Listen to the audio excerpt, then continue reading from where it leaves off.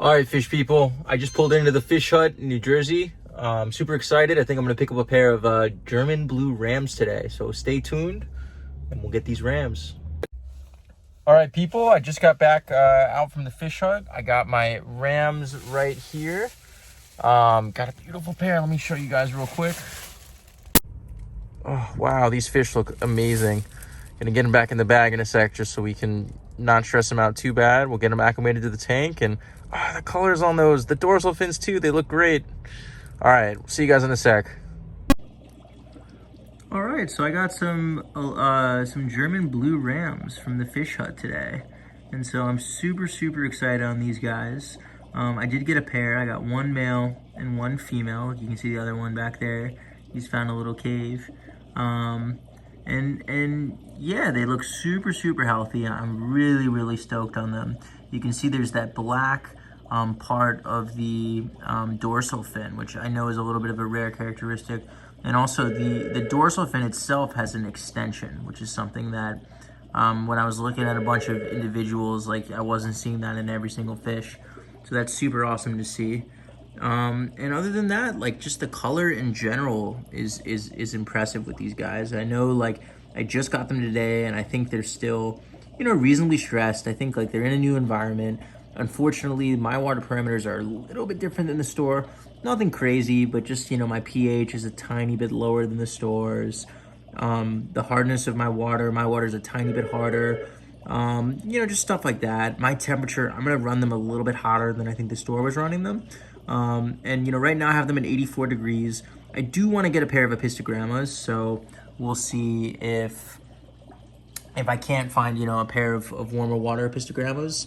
I think, the plan for now is just to, wait until Thursday. On Thursday, there's going to be a new shipment of apistos. And so, once I have more info, I'll be able to figure out, like, is there a suitable tank mate that I could, put with these guys? Because obviously if there isn't, I don't, they were here first. And I definitely, I think the number one thing I want to stress is, you always got to do what's right for the fish. It's always awesome to have awesome fish, but it only works if it works for them. It's cool for us, but it has to work for them.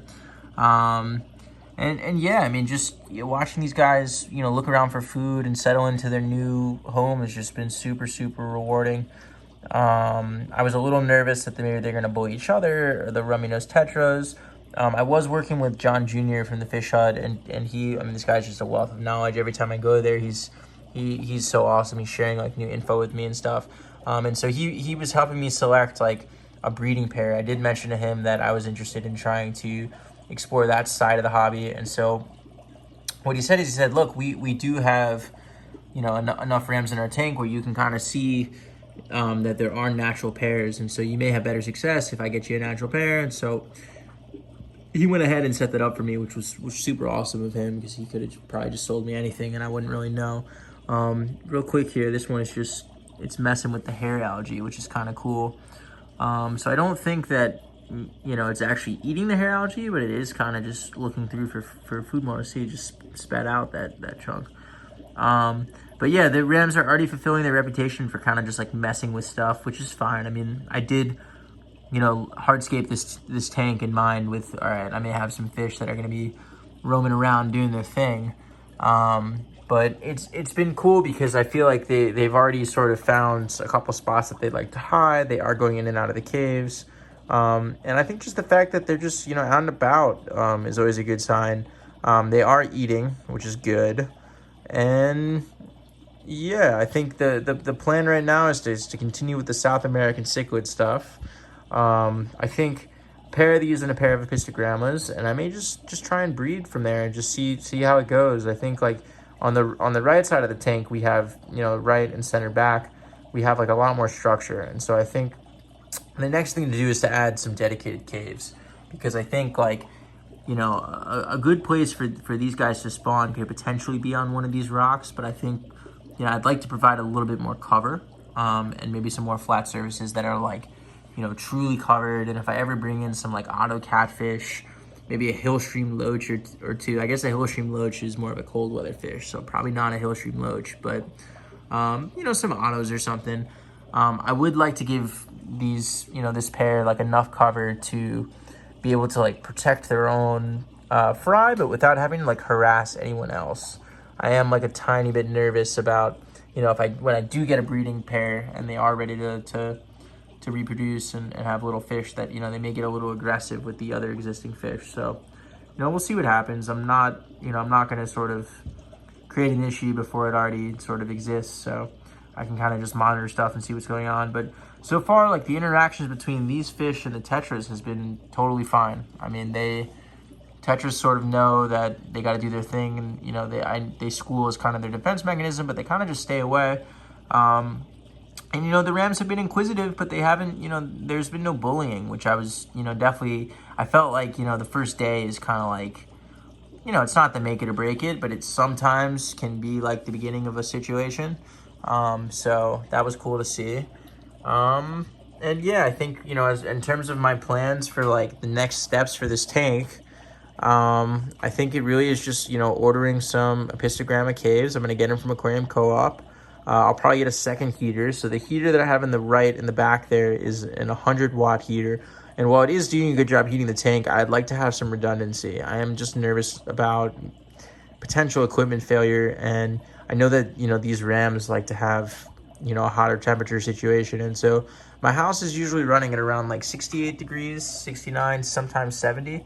And so, you know, it is winter. I am here in New York. So it's not the end of the world if you know, the power were to go out or something. We do have a generator, but I am a little nervous about like an individual heater going out, and especially if I was sort of not out of town, but just sort of not home for about a day or so. I think the temperature of the water would drop probably to around 70 degrees or so.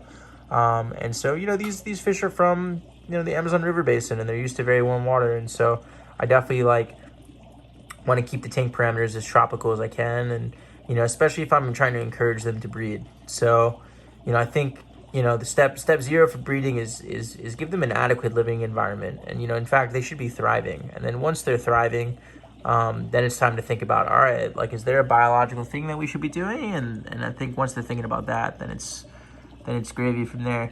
I think in terms of like, you know, what I'm going to do with future plant stuff, I really am liking the way that I can hide the Java fern, you know, pots behind the rock structures. So I think what I'm going to do is I'm going to do another order from Aquarium Co-op. I didn't dislike the Vallisneria, like a grass plant, but I am realizing that I think for the type of tank that I am setting up now, I may benefit from more of like a Java fern-esque type plant.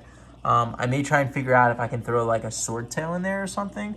And the thinking is, you know, these rams have already enjoyed like kind of bouncing in and out of the plants a little. I've been able to watch them. And so I'm wondering if it might make sense to get like more of like a big leaf plant that they can just, you know, I don't want to say hide behind, but maybe like interact with, and just, you know, if they're gnawed and stuff, like maybe it can just like take some of the damage a little bit better than some of this grass. Because one thing that was happening with the grass is, I don't know how well this is going to translate to the video, but yeah, I think it actually, you can see pretty well. The tetras are chipping away at some of the, you know, I don't want to say dead growth, but the not so hot growth. So these guys, I mean, the tetras are doing great. I think the colors are really showing through. I think a lot of it has to do with the food that I'm feeding them. I'm feeding them these Fluval bug bites. It's a fish flake food, but I think like in terms of what's inside of it, it's mostly just like bug protein.